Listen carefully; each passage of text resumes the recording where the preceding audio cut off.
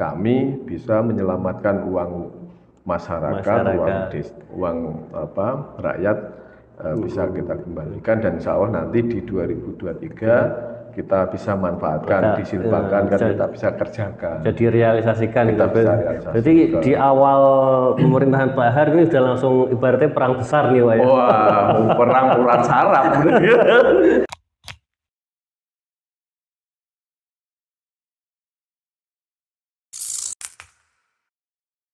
Assalamualaikum warahmatullahi wabarakatuh. Salam sejahtera untuk kita semua. Kembali lagi bersama kami dimanapun Anda berada, yaitu di acara podcast Kota Wali. Saat ini kita sudah kedatangan bintang tamu yang sangat spesial, yaitu beliau adalah Bapak Haryanto SHMH.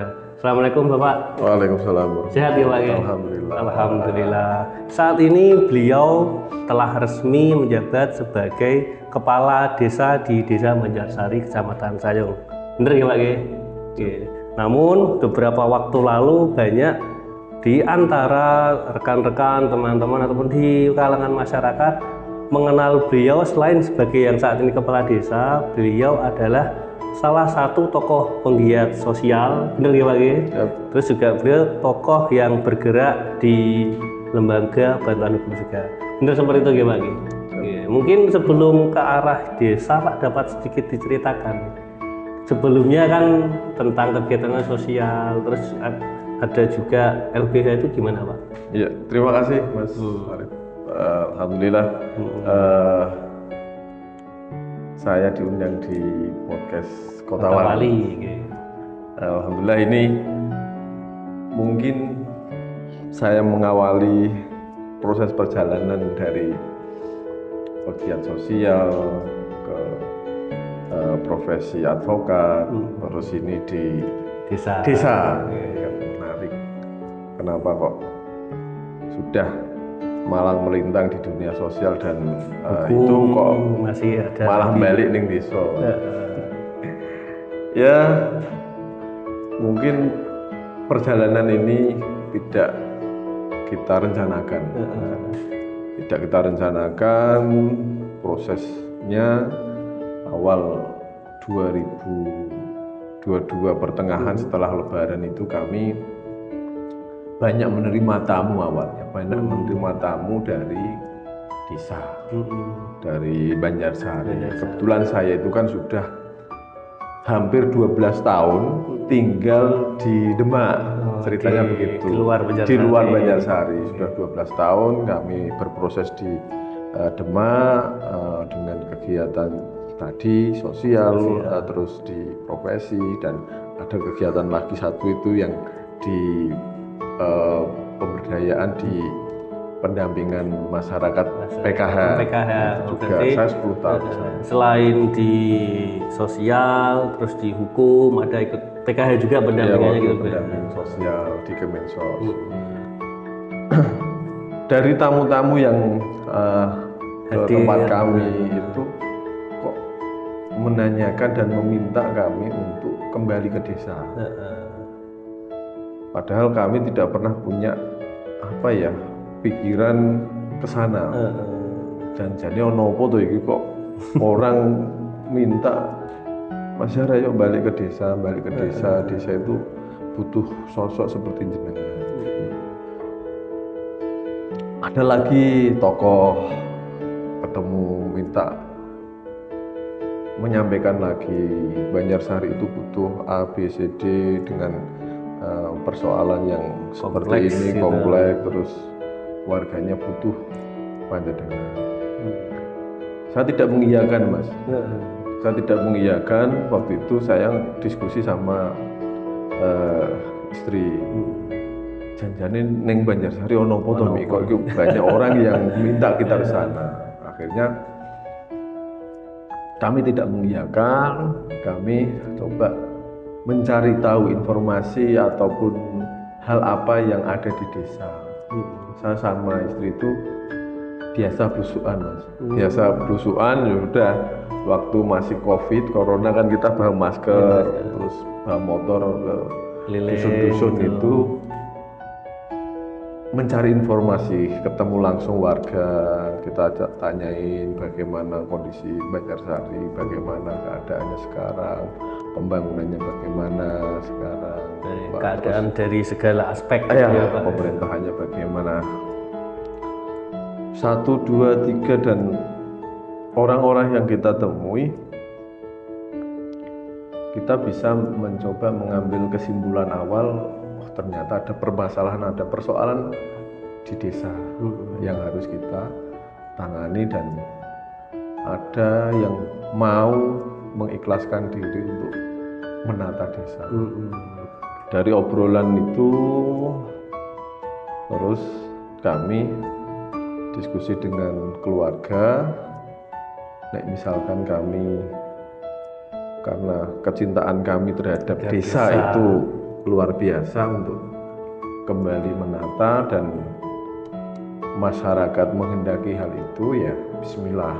Akhirnya kami balik ke desa dengan niatan untuk membawa perubahan dan membangun desa. Nah, berarti itu salah satu hal yang membuat Pak Har tergugah untuk kembali ke desa ya. Iya. Setelah mengalami proses panjang yang sebelumnya begitu banyak dilapori orang seperti itu warga gitu. Iya.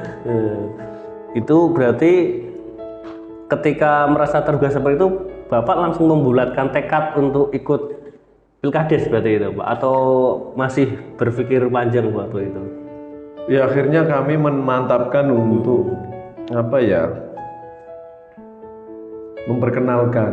memperkenalkan diri kembali ke desa, silaturahim ke tokoh, ke pemuda, ke masyarakat, keluarga, dengan niatan kami pengen membawa perubahan, membangun desa.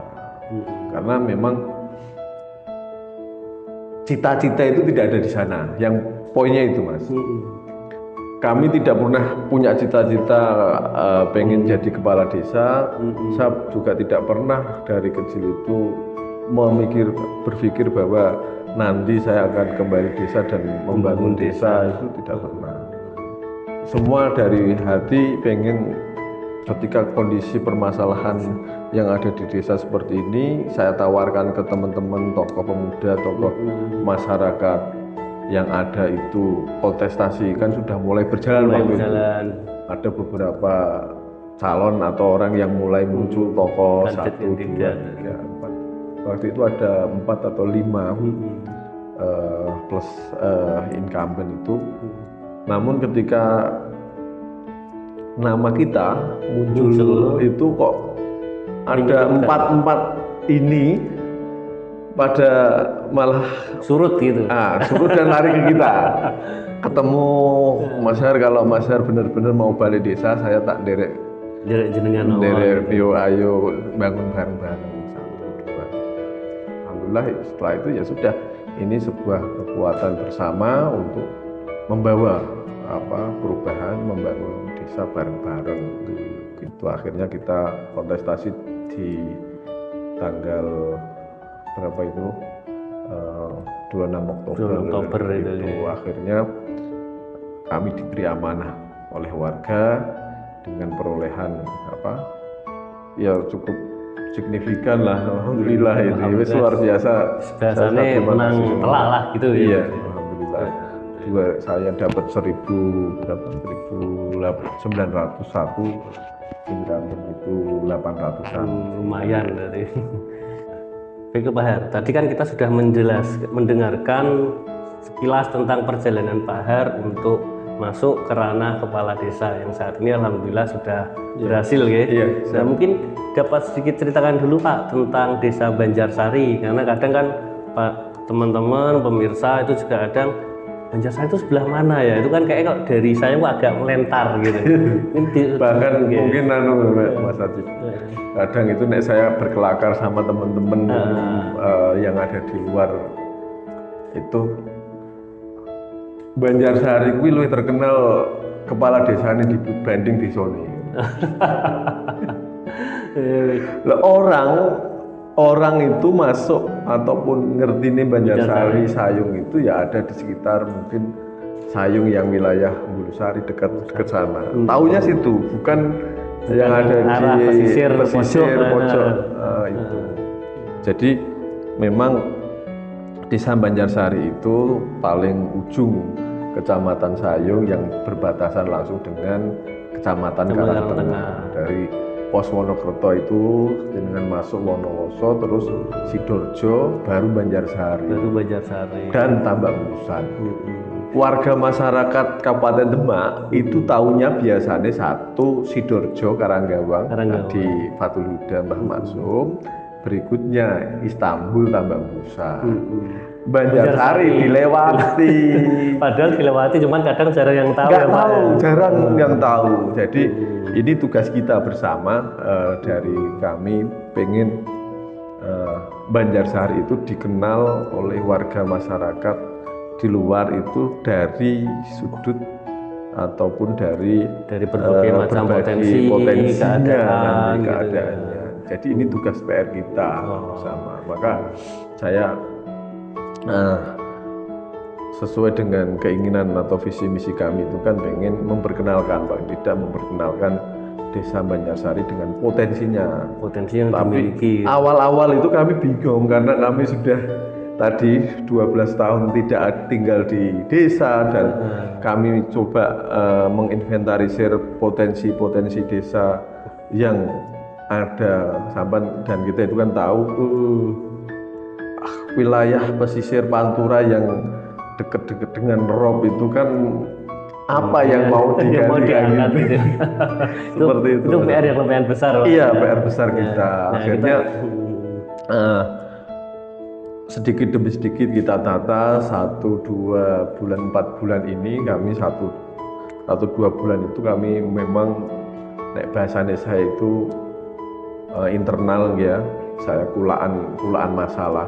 Artinya permasalahan desa itu setelah kami dilantik 2 November itu kan baru kita membaca peta desa, membaca permasalahan desa, kita mengakomodir masalah permasalahan internal, permasalahan warga itu sudah mulai masuk dan kita harus manajemen kita harus menyelesaikan ini semua. Berarti mulai memilah.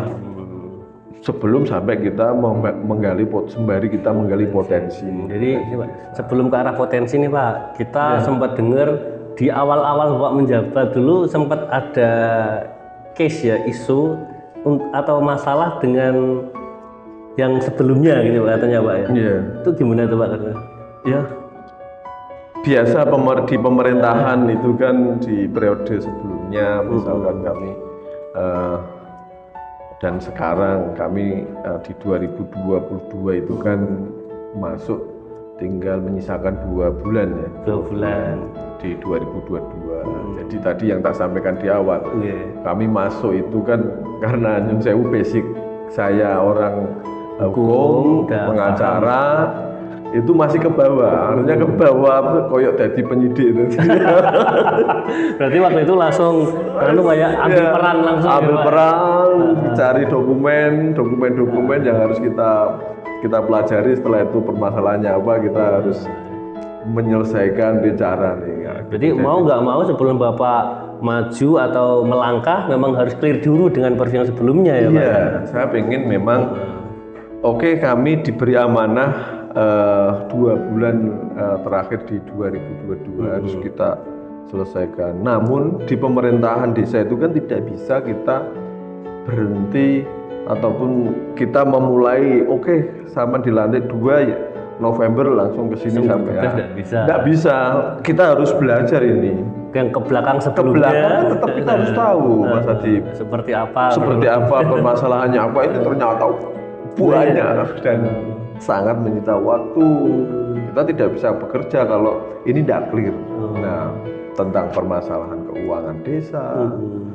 Waktu itu kita memang di Banjarsari masih masuk tahap pemantauan oleh kita sampaikan ya pihak inspektorat secara internal dari Pemda memantau kita. Itu memang kaitannya karena ada beberapa temuan yang tidak semestinya dan tidak Iya, kita ternyata itu tadi mungkin jawabannya dari kita kunjungan dan ketemu dengan warga-warga tentang pembangunan desa, tentang infrastruktur dan pemerintahan desa itu ternyata salah satu ya, ada temuan-temuan yang bisa kelacak oleh kita dan di awal dan dari 2 bulan itu kita memang satu pengen mengejar bicarane dana desa atau yang sudah ada di tangan pihak-pihak di luar yang belum dikerjakan itu kita kejar.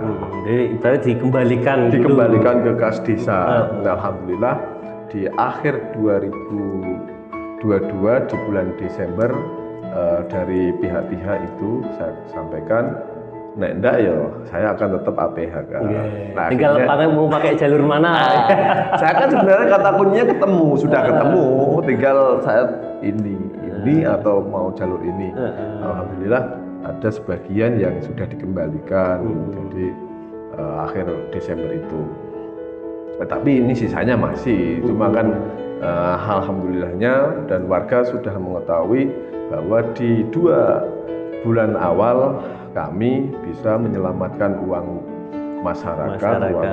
Uang rakyat bisa kita kembalikan dan insya Allah nanti di 2023 kita bisa manfaatkan, disilpakan dan kita bisa kerjakan. Jadi realisasikan. Kita bisa realisasikan. Jadi di awal pemerintahan Pak Har ini sudah langsung ibaratnya perang besar nih Pak ya. Wah, perang urat saraf.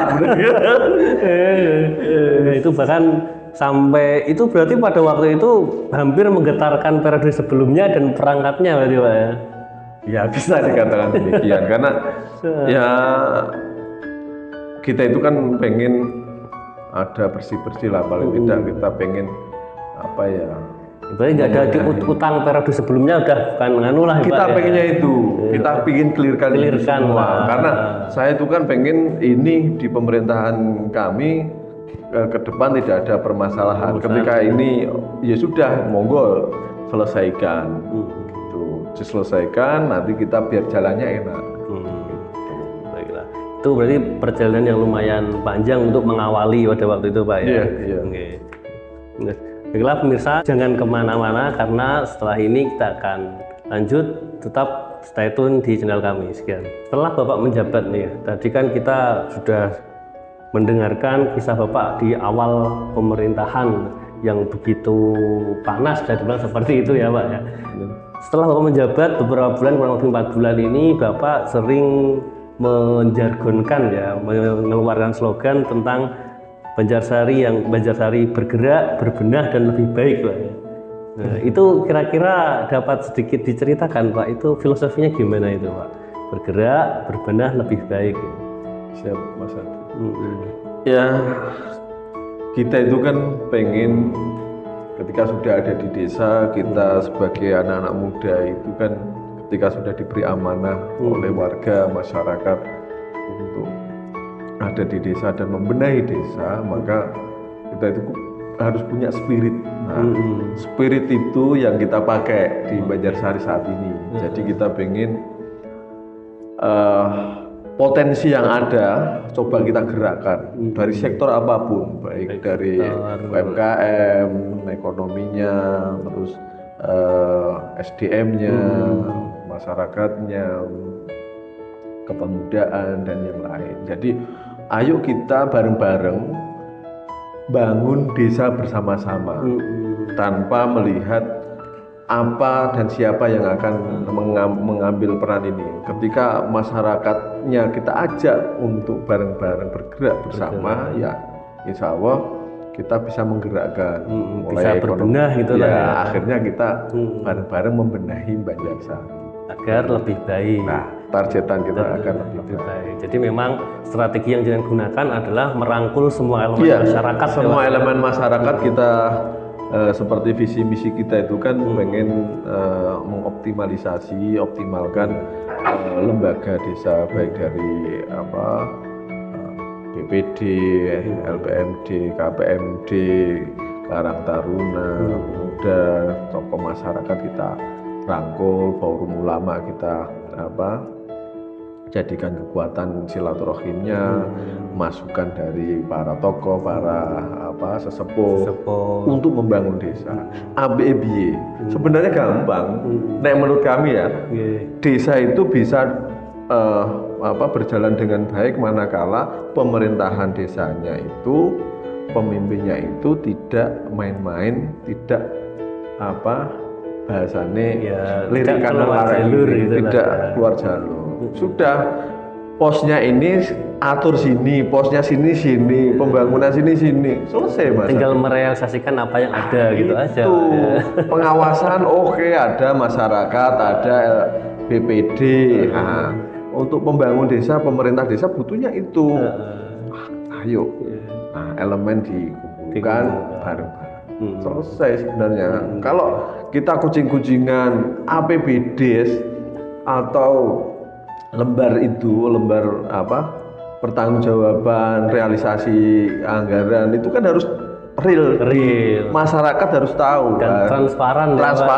Nah, kalau kita tidak mau transparan dengan anggaran ya bisa patut dicurigai, malah menyusahkan diri sendiri ya. Itu seperti yang lalu kan seperti itu. Maka saya membuka keran lebar-lebar. Seperti tahun ini APBD kita buka ke publik, kita sampaikan. Kami kan punya grup WA warga seluruh Banjarsari. Kita atur ke sana, warga itu bisa menyampaikan apa saja kepada pemerintah, bebas. Sudah di Facebooknya ada, di Instagramnya ada, sudah sampaikan di situ. Tidak perlu kita tutup-tutupi, karena kita niatnya itu membangun dengan transparansi. Maka tak buka kemarin, pasti teman-teman lihat nanti ada beberapa rancangan program, pos-pos dana sekian persen untuk ini gitu Pak ya. Seperti itu. Kita harus terbuka gitu. Kita tidak usah takut. Ini uang rakyat kok. Kenapa kita harus tutup-tutupi? Ini Pak, selain sebagai putra daerah yang pulang kampung nih jenengan ya Pak ya. Tadi sudah menyampaikan beberapa sistem kerja terkait dengan mengakomodir masalah, terus transparansi terhadap anggaran. Kira-kira ada nggak Pak inovasi yang lain untuk jenengan menjalankan di Banjarsari Pak? Ya, saya dengan basic ilmu saya hukum, memang kami ada program Jumat curhat itu kita menerima tamu-tamu warga masyarakat yang curhat, menceritakan keluh kesahnya tentang persoalan hukum. Itu mungkin karena saya ada ilmunya di situ dan basicnya di situ, saya pengen ilmu saya tetap bisa bermanfaat. Alhamdulillah beberapa persoalan hukum yang ada di warga itu sudah mulai ngerti, mulai sadar hukum, sadar hukum dan mau menceritakan. Saya pengen mencarikan solusi paling tidak. Berarti malah seperti buka jasa konseling gitu ya. Cuman konsultasi hukum berarti ya. Di situ kita buka jasa konsultasi hukum. Kita nanti misalkan permasalahan dengan warga A dengan warga B, kita selesaikan, carikan solusi. Ranahnya ini tentang keperdataan. Oke, kita selesaikan. Ini harus pidana ini harus sampai ke proses hukum atau cukup kita nanti di mediasi di ranah non litigasi, kita selesaikan di situ. Jadi alhamdulillah waktu itu antusias masyarakat. Alhamdulillah. Ya insya Allah kita akan merasa terbantu pasti masyarakat. Kesadaran masyarakat, nanti permasalahan hukumnya ataupun masalah-masalah yang lain, insya Allah kita bisa membantu. Soalnya kan kadang orang ketika ada masalah hukum kadang kan bingung Pak, apalagi kita yang sebagai warga desa mau kemana, lapor siapa, kadang tahunya cuma ke polsek gitu. Dan ternyata ini di desa malah punya inovasi yang keren. Gambaran kita ya nanti permasalahan itu tidak sampai ke APH, permasalahan warga kita bisa selesaikan di tingkatan desa. Selama masih bisa ditangani siap kita selesaikan. Gitu. Baik. Itu berarti sebuah terobosan yang bisa mungkin pemerintah desa yang lain bisa dicontoh Pak ya. Biar tidak hanya Banjarsari tapi juga desa-desa yang lain. Nah, selanjutnya nih Pak, Ini kan jenengan sudah membuka ibaratnya kayak konsultasi hukum gitu Pak ya. Iya. Itu tadi juga ada beberapa inovasi. Kira-kira target di tahun pertama Bapak ini apa kira-kira Pak? Ya, target pembangunan desa tahun pertama kita tidak tidak muluk-muluk. Tidak muluk-muluk Pak ya. Kita ya belajar tentang manajemen desa, pengelolaan keuangan desa yang Bagaimana baik. yang seharusnya gitu Ya, Pak ya. bagaimana yang seharusnya, keterbukaan. Kita sudah mengoptimalkan semua kelembagaan desa. Yuk bareng-bareng untuk voksinya kita hidupkan, mulai dari PKK, Karang Taruna, lembaga itu kan. Jadi menjalankan semua lembaga pemilihan desa. Ya, lembaga-lembaga desa kita kasih peran dan kita buka keran seluas-luasnya. Kita potensi desa nanti kita gali dari situ. Kita gali bareng-bareng. Alhamdulillah jalan dan kami dibantu dari beberapa elemen desa dan masyarakat tadi. Ya. Jadi pembangunan desa di tahun pertama kita sesuai ada beberapa wilayah kami kan memang yang masuk prioritas gitu.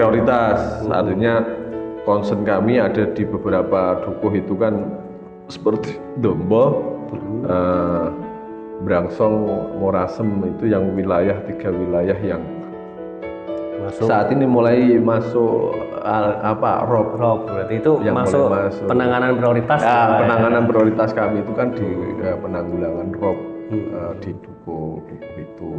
Lainnya nanti insya Allah mulai dari desa di jalan maupun irigasi maupun jembatan. Kami punya 2 jembatan yang fenomenal Mas Adi. Ada 2 jembatan ini yang mungkin akan terus kami maksimalkan selama masa kepemimpinan kita itu. Ya bukan janji tapi kita pengen berusaha. Oh ya, nanti Pak sebelum masuk ke arah jembatan, para pemirsa jangan kemana-mana dulu karena kita akan kembali setelah pesan yang berikut ini. Iya. Mau produk Anda dilihat banyak orang? Iklan kesini aja. Produk apa saja? UMKM, makanan, minuman, dan lain-lain. Produk minuman, UMKM lokal. Produk makanan, semakin dikenal, semakin ramai. Gaya hidup, produk UMKM lokal, tas, sepatu, untuk kebutuhan sehari-hari. Produk lokal, pakaian, baju pria, wanita, maupun anak-anak. Silakan hubungi kami. Marketing kami 0899 5877 588. Oke pemirsa, kembali lagi bersama kami. Tadi kita sempat bahas tentang pembangunan di bidang infrastruktur ya Pak ya. Siap. Tadi juga Pak Har menjelaskan sedikit tentang jembatan fenomenal di Banjarsari. Nah, sebelum kita nanti masuk ke inovasi, sebelum masuk ke arah potensi, nah kita pengen tahu dulu nih terkait dengan infrastruktur jembatan yang tadi diceritakan gimana tuh Pak? Iya, Mas Adib, di Banjarsari itu ada 2 jembatan yang sangat fenomenal menurut kami. Karena jembatan ini itu hampir 30 tahun tak tersentuh oleh pembangunan. 30 tahun Pak? Hampir 30 tahun tidak tersentuh. Nah, jembatan ini padahal itu masih berfungsi masyarakat sangat berfungsi. Itu jembatan penghubung dari dukuh Dombo ke pusat desa Banjarsari. Padahal sekolahan PKD itu ada di pusat desa. Warga di dukuh Dombo ini ketika mau ke pusat desa melewati satu jembatan, yaitu jembatan Gendruwo. Itu tadi yang jembatan fenomenal. Namanya saja serem Pak ya, jembatan Gendruwo. Namanya saja sudah serem. Mungkin pemimpin-pemimpin terdahulu itu takut karena takut untuk menyentuh jembatannya Pak ya. Jembatan Gendruwo. Nek Mas Adi mau ke sana, nggih mau liputan, monggo. Karena kita pengen ini harus kita garap.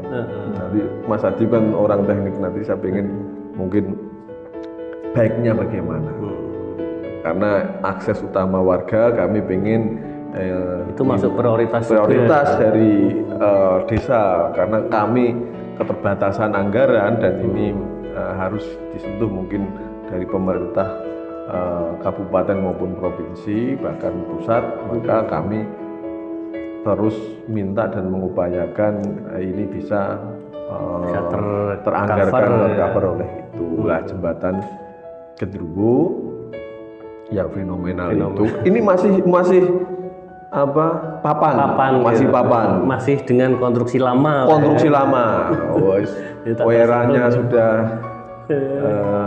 berganti, namun jembatan masih tetap ini. Ya, itu kan seperti itu. Dan yang kedua jembatan Gludak. Gludak itu yang agak gede itu Pak. Agak gede yang dari kali layaran itu Pak kanal itu gludak bunyinya gludak maka disebut jembatan Gludak. Ini panjangnya hampir 50 lebih, memang itu membentang di sungai utama ya Pak. Sungai utama, jadi anggarannya lebih gede lagi. Kita butuh support itu. Maka karena ini sarana ekonomi untuk membangun desa Banjarsari yang ada 9 dukuh, Mas Hadi, kita memang butuh penghubung tadi ya. Ada 3 dukuh yang harus kita akses ekonominya akses agar bisa masuk. Dombo, Morjo, Karangsambung ini butuh jembatan ini, 2 jembatan itu. Maka kami mengupayakan itu agar pembangunan dan ekonomi masyarakat juga bisa pembangunan yang paling utama, karena kalau jembatan ini sudah bisa dilalui oleh akses masyarakat, kendaraan, itu pasti kan juga nanti perekonomian merata. Kalau hari ini ya seperti ini kondisi. Kalau sebelumnya entah kenapa nggak termasuk prioritas. Iya, warga itu minta ini untuk kami pengen berupaya dan tetap dengan komunikasi kami dengan teman-teman di dewan yang lain ya, minta doanya itu bisa terrealisasi di periode kami. Amin. Kita doakan semoga jembatan yang fenomenal tadi dapat segera direalisasikan perbaikannya ya Pak. Nah, minta dukungannya pokoknya. Doa, harapan dan dukungan. Selanjutnya Pak, bicara terkait dengan Banjarsari tadi dengan menyampaikan secara geografis itu ada yang sudah masuk rob, ada yang mulai perlu diperhatikan infrastrukturnya. Kira-kira Pak, potensi yang dimiliki dari Banjarsari ini apa kira-kira Pak? Agar sambil diseruput dulu kopinya Pak. Kadang kan kita pengen tahu nih Banjarsari yang letaknya secara geografis di pucuk, berkaitan dengan laut, yang dimiliki potensinya apa? Iya. Ngomong potensi desa Banjarsari, kami ada beberapa yang sudah mulai kita pilah, mulai dari UMKM. Kami sama Bu Lurah melalui tim PKK sudah mulai pendataan mana-mana saja warga yang punya usaha kecil. Itu nanti akan gambaran kami ke depan itu untuk mengoptimalkan pembangunan ataupun ekonomi desa bisa merata dan rame lah warga itu. Kita pengen juga punya pasar Keremping ataupun pasar yang desa. Jadi kita pengen di sekitaran tanah Pondok Desa yang ada di perbatasan Brangsong Morasem itu. Jadi memanfaatkan fasilitas desa, terus juga mengoptimalkan UMKM yang ada. Iya, UMKM yang ada. Terus kalau kami itu kan ada yang di pemerintahan lama ada BUMDes ya. BUMDes tentang embung gitu Pak. Itu juga belum maksimal. Nanti kita akan gali dan mencoba mengoptimalkan. Terus lain-lainnya itu kegiatan warga yang sudah berjalan yang banyak di sana itu kan peternakan, perikanan, terus ada usaha rakyat itu. Kalau perikanan terus peternakan itu masyarakat kita itu ada Hanami, ada Bandeng Gelondongan itu ada sentra-sentra di Banjarsari. Tinggal kita dengan DKP Kelautan Perikanan memang minta pendampingan untuk inovasi-inovasi itu, terus di Banten ataupun di Udang Fanaminya. Berarti ada macam-macam dan banyak sekali kerjanya. Iya, iya. Potensi yang ada di situ ya sudah kita kembangkan. Itu masyarakat yang sudah berpola dan berkelompok masing-masing. Ada teman-teman kelompok budidaya bandeng, ada kelompok Fanami. Tinggal kita support, kita carikan akses untuk pemodalan maupun tentang pengembangannya, inovasinya, agar pasti mungkin hasil panen bisa lebih meningkat dan lain-lain gitu ya. Terus dari potensi lain banyak di sana kan ada kandang-kandang ayam peternakan gitu ya. Di sana. Itu potensi yang ada. Kalau untuk lain kita masih menggali, masih proses dikaji lah ya. Kita pengen Mas Ajib, Banjarsari ini akan dijadikan salah satu desa binaan, salah satu kampus, ataupun kita pengen hal ini biar nanti benar-benar sektor-sektor itu tergarap dengan baik. Maka kami termanfaatkan secara optimal dan maksimal ya. Iya, maka kita tetap komunikasi ini baru jajakan kita ke Unisula, ke kampus di Undip maupun di UNES. Berarti langkah yang jenengan ambil tidak hanya melalui politik saja dan pemerintahan ya, tetapi juga melalui kampus ini agar kampung menjadi desa binaan ya Pak. Iya, ketika itu terwujud maka kita akan terbantu, insya Allah akan terbantu oleh secara ide, gagasan, pikiran itu kan sudah terakomodir. Oke, nanti kita tinggal akan support pengembangannya, baik UMKM-nya tentang bahkan mungkin pariwisatanya kalau bisa dikembangkan, gambarannya itu. Cuman untuk saat ini lebih ke arah sektor infrastruktur dan ekonomi dulu ya Pak. Iya. Karena itu yang memang butuh sentuhan lebih khusus langsung. Seperti itu. Nah baik Pak, kita ini nggak terasa kok udah di penghujung acara Pak. Kira-kira Pak, sebelum kita tutup pada kegiatan malam ini, pesan yang ingin disampaikan kepada masyarakat, kepada warga, atau mungkin kepada orang-orang atau pemangku kebijakan, mungkin apa Pak? Mungkin dengan persilahkan.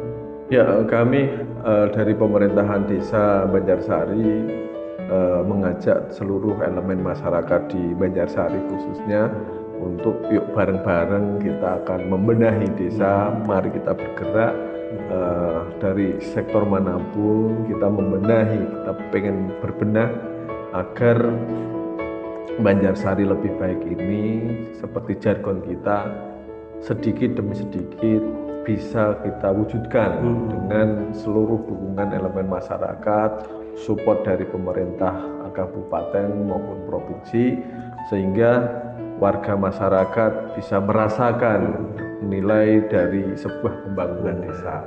Dan kita ada yang namanya mari kita bangun desa, bangun Indonesia melalui desa. Melalui desa, wis super sekali ya Pak ya, alhamdulillah. Nah, baiklah pemirsa, tidak terasa kita sudah berada di penghujung acara. Jangan lupa tonton tayangan kita yang lain di channel YouTube TV Desa Demak. Jangan lupa subscribe, like, dan komen karena itu akan menjadi support system bagi kami yang berada di sini. Terima kasih, sampai ketemu di podcast Kota Wali edisi berikutnya. Saya Adib Abdul Ma'arif. Wassalamualaikum warahmatullahi wabarakatuh. Waalaikumsalam warahmatullahi wabarakatuh. Terus Pak. Alhamdulillah.